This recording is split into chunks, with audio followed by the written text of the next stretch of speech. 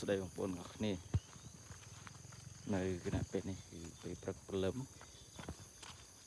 ហើយខ្ញុំធ្វើដំណើរទៅរោងដើម្បីធ្វើការធម្មតា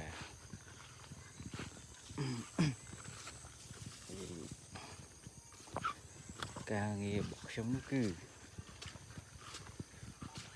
ចាំតិចនេះបូមីចាយយ៉ាបើនិយាយពីថ្មវិញ10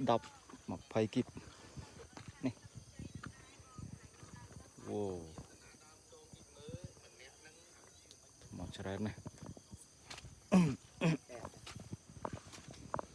នេះកម្មកកខ្ញុំហើយខ្ញុំក៏ចេះគេដែរ